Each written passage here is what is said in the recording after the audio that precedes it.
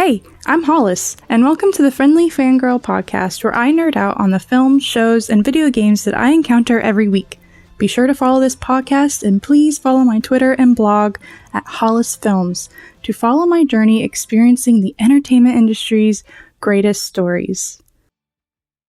Beware of spoilers, you have been warned. Assassin's Creed Odyssey. I have Greek ancestry thanks to my mom's dad, so I have quite the soft spot for Greek culture, Greek history, Greek food. It's on my bucket list to visit someday. Needless to say, Assassin's Creed did it again. Assassin's Creed's design of an ancient Greece is absolutely stunning to see. The scenery, graphics, it's all breathtaking and one of my favorite settings in the entire series. This was also the largest Assassin's Creed game at the time of release. Not everyone is receptive to the open world genre, but for better or worse, Odyssey was an open world adventure in a beautiful realm of ancient Greece, and I love it for what it is. Assassin's Creed gameplay has always been it for me. Any kind of free roam slasher combat is my kind of combat. Stealth is also where it's at, as I feel the best when I'm hiding in the shadows, not being trampled by a swarm of enemies. And stealth always feels cool if you do it the right way. Combat in Odyssey feels just as clean here as it does with other Assassin's Creed titles, with a variety of weapons and a great skill tree system to spice up combat. Boats are back, giving us those nice Black Flag vibes. Dialogue choices either matter or they don't, as in choices can have literally no impact, or choices can lead to the death of everyone you know and love. No big deal. So, who to choose at the start? Alexios or Cassandra? It really depends on who you like, but nothing about the story really changes. As you play as a person who watched their infant sibling get thrown to the sea and then get thrown off that same cliff to reunite with them a lifetime later after getting mixed up with their cult drama as a mercenary. That's it. That's the story.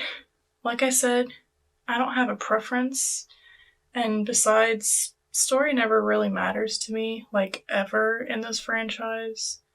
I love several characters in the series, but to me, as a history buff, the highlight of any Assassin's Creed experience is stepping into history and experiencing the people and cultures of way back when through the eyes of a super duper cool assassin. Odyssey is no different. Supernatural Season 12 season premiere. That pompous British lady of letters. Like, you get all these resources, you can prevent those monster attacks for 50 years, whatever. Is this why everything happens in America's Midwest? Either way, this is exactly why I hated Season 4 of Buffy and the whole plot about those lab douchebags working under the college. Just because you have all these fancy tools doesn't mean you know what the heck you're talking about. Were you there on graduation night at Sunnydale? Did God write books about you? Like, get out of here, science freaks. On the other hand, we got this emotional reunion with Mary Winchester. I'll admit, I thought it was hilarious that the darkness brought Mary back from the dead. It's so typical for Supernatural. But I actually got choked up. Like, Dean was telling these stories about his parents to prove he was her son, or when she saw Baby for the first time. I'll admit, it got to me. Her scene with Sam the next episode also got to me. Like, he never hugged his mother before. The series started with her death, but her being here now really amplifies the repercussions the boys faced after living a life without her. Wacky episode time? Honestly, there weren't too many memorable fillers this season. I actually found the main plot the most impactful this season. It was pretty strong. Though there are still a couple of honorable mentions. I killed Hitler. Yeah, that happened. I'll this. I love Nazi content and entertainment for moments like these specifically. The Forgetful Dean episode was pretty great, though it went from being kind of funny to being kind of sad for no reason. The Lotus episode. Wow. You know, Rowena finally started growing on me. Her first season, she felt very underused, but over time she's gotten better and better ever since Lucifer snapped her neck. Crowley keeping Lucifer hostage was a neat side plot that escalated quickly, and then the turntables. There was definitely some marriage counseling going on with Destiel, like when Cass killed that Reaper and gave that emotional speech, or when he was dying and couldn't even look Dean in the eyes when he said, "I love you." And that time Cass came back after going AWOL and said he didn't want to return because he didn't want to disappoint them and didn't want them to get hurt or do something they wouldn't want to do. These dumb idiots. Now, I really hated the British Men of Letters plot. I feel like it was very intrusive to Mary's plot. Like, when she died, Dean was 4 and Sam was only like a few months old or something. She doesn't know her boys at all. I get she feels misplaced in this new world, but it just makes her look like a bad mom that she isn't choosing to spend time with her own sons over spending time with the spooky MI6. And I was just reaching my limit by the end of the season with their stuck up, "I know everything and we can kill everything and everyone. We have the sources, you don't. You're just colonial trash." It was finally revealed that they were in cahoots with Crowley, and that eased so much turmoil within me. Like, thank God they're backstabbing devil pact maker hypocrites instead of just rich white British people that think they're better than everyone else. This reached its climax when a brainwashed Mary left her boys to die in the bunker that was turned into a death trap. Of course, all it took was a Dean with a grenade launcher. Boy, they better not kill Jody Mills. Literally everyone else can die, but I refuse to see her die. That's where I draw the line, man.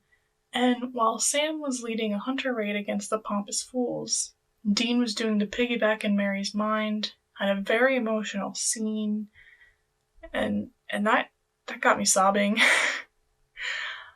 I love how she got the last shot on Catch while Jody got the last shot on the headmistress, what's her name, while being by Sam's side. Mama Mills is still the best. In the end, Jack is born, Mary and Lucifer are stuck in an alternate dimension, and Cass is dead for a while, so I'm sure Unlucky Season 13 will start with the pair of depressed Winchesters having to play dad. Now, this will be the last time I watch Supernatural for a while. I'll get to the last 3 seasons maybe at the end of the year. All I know going forward is that Scooby-Natural is god tier. Dean has a stupid final death, and Alexander Calvert is Misha Collins' biological son. Being honest, Supernatural is not the greatest show ever. It's not even in my top 20, but there is something about these lumberjacks in plaid and their gay angel that just have a direct line into the hearts of the craziest fangirls. Including me. With 15 seasons, it's easy to get attached and obsessed. It's comfort food at its best, and the show practically owns Tumblr. Needless to say, my Supernatural journey is nearing a close, and within the year, I'll be able to say I have seen all 327 episodes. The menu. I don't remember exactly what my expectations were for this movie, but I just remember when it was over, I was shocked, and I didn't know what to think. And I didn't understand at the moment that the film would leave such an impression on me. I would think and talk about it for literally weeks. So, the menu. You're not mentally prepared for this experience. What is The Menu? The Menu is a thriller drama, philosophical social commentary on the high class featuring fine cuisine and a unique dining experience that involves death. That's it. That's the movie.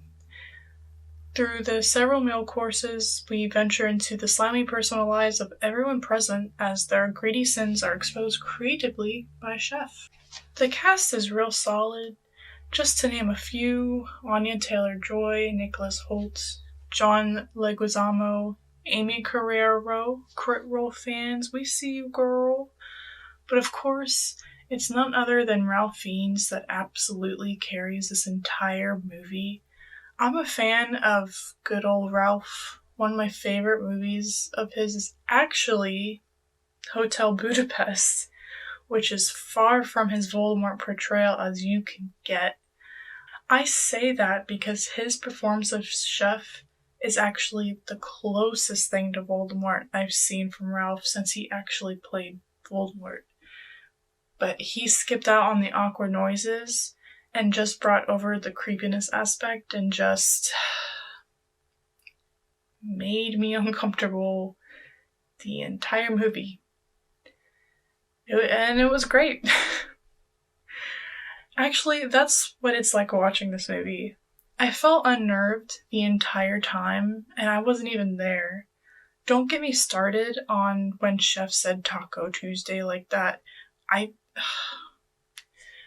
found myself more and more uncomfortable and awkward just viewing the experience and taking in all the themes and plot.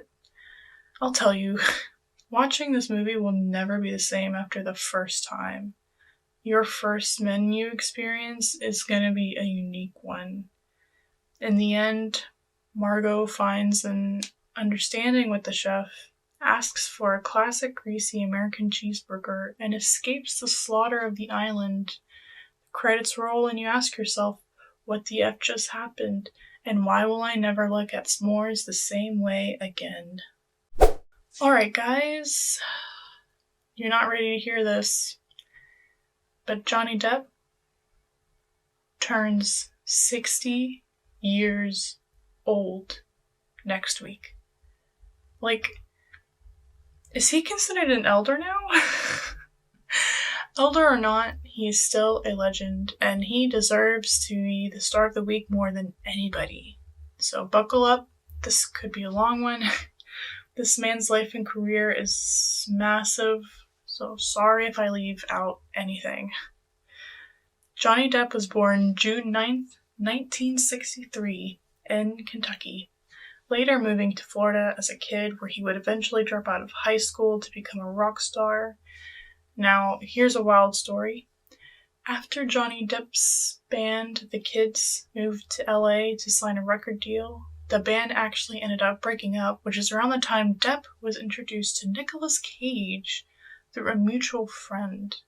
They became drinking buddies, and it was good old Nick who helped push Johnny into acting, which is something he never thought he would do. The 80s for Johnny Depp can be characterized by two projects, Nightmare on Elm Street and 21 Jump Street. The classic horror film and the popular television show put this man on the map, and now that he was getting into the Hollywood scene, he was able to pick projects that he found interesting rather than pick projects that would be the next big hit. This leads us into the 90s and the official start of his career. Some noteworthy films include Crybaby, Arizona Dream, Don Juan DeMarco, Dead Man, Donnie Brasco, and The Ninth Gate. Benny and June landed Depp a Golden Globe nomination. What's Eating Gilbert Grape is considered Leo DiCaprio's big breakout performance, and Johnny was right there by his side as his co-star. Fear and Loathing in Las Vegas is really one of Depp's most iconic roles from this time period, and a total classic that all Depp fans should watch. Now, we can't discuss Johnny Depp's career without bringing up his 10 decades of collaboration with the legendary Tim Burton. It all started in 1990 with Edward Scissorhands. Not only does this immortalize the Winona Forever celebrity ship, it was the true beginning of Johnny Depp's career as a real actor. and many, many, many films were to follow. Ed Wood, Sleepy Hollow, Charlie and the Chocolate Factory, Corpse Bride, Sweeney Todd, Alice in Wonderland, Dark Shadows, and Through the Looking Glass. Through these collaborations, Depp received a handful of big nominations like Golden Globe nominations for Edward Scissorhands, Ed Wood, Charlie and the Chocolate Factory, Alice in Wonderland, and Sweeney Todd. And if he was going to win a Golden Globe with any of these phenomenal performances, of course it was with Sweeney Todd, which he also got an Oscar nomination for as well. In the 21st century, Depp worked in films such as The Man Who Cried, Before Night Falls, Chocolat, Blow, From Hell, Once Upon a Time in New Mexico, Secret Window, The Libertine, and Public Enemies. One of his best movies in this time was Finding Neverland, starring Depp, Kate Winslet, and a little Freddie Highmore. Depp received Oscar, BAFTA, SAG, and Golden Globe nominations for his performance. Now, another film that somehow completely averted my attention over the years, The Imaginarium of Dr. Parnassus. Heath Ledger passed away during the filming, and apparently his character was then portrayed by 3 different actors, Johnny Depp, Jude Law, and Colin Farrell. Are you serious? We'll talk about Fantastic Beasts in a second. But we cannot talk about Johnny Depp without talking about Pirates of the Caribbean franchise. Curse of the Black Pearl, Dead Man's Chest, At World's End, and a couple of others that don't really matter, but Captain Jack Sparrow is Johnny Depp's magnum opus. He should have won that Oscar, BAFTA, SAG, and Golden Globe he was nominated for that year. This was his defining role, and nothing he has done since, or anything he's ever going to do for the rest of his life, will not even another installment to the series. Nothing could match the magic that the initial trilogy and Depp's spectacular performance within them. Legend. Absolute legend. Alright, catching up with the present. A very sensitive decade for Depp. He was in The Tourist with Angelina Jolie. That was kind of hot. The Rum Diary with you-know-who. Other movies included Rango, The Lone Ranger, Transcendence, Into the Woods, Black Mass, Murder on the Orient Express, City of Lies, and The Professor. Johnny Depp portrayed Gellert Grindelwald in Fantastic Beasts and Where to Find Them, and its sequel, Crimes of Grindelwald. Now, here's what's interesting. In 2016, people believed you-know-who's allegations, and Depp's little cameo as Grindy at the end of Fantastic Beasts was actually considered controversial to the point where J.K. Rowling, David Heyman, and David Yates, and a few other people in the industry, in the part of the franchise, they had to come out publicly and defend themselves and Johnny for putting him in this film. That's how bad the controversy was, and that's how much people believed her back then. I remember how that made me feel, so there's something to think about, as the table surely turned by the time he was fired wrongfully from The Secrets of Dumbledore for all the wrong reasons. His portrayal as the Great Dark Wizard started and ended in controversy. But at the end of the day, Johnny Depp wielded the Elder Wand. And as a professional Potter fan, this is something I will never forget or stop appreciating. Whether it's the result of toxic cancel culture or just the fact that Depp wants to settle down from acting, Depp's career as of now is really not too busy. He will be touring with his band Hollywood Vampires. That's probably the biggest thing in his life right now, as well as the last several years. They're pretty great. I honestly don't blame him. He's pursuing different aspects of music and art, and he seems to be happy where he is, especially since the drama of his life finally calmed down. This man deserves happiness. He has changed so many lives and has been a beacon in the Hollywood scene and will forever be one of the greatest actors the world has ever known. That's it for this week. Again, follow me on Twitter or leave a comment, and let me know what you've been fangirling over this week. Thank you for joining me, and I'll talk to you again next week.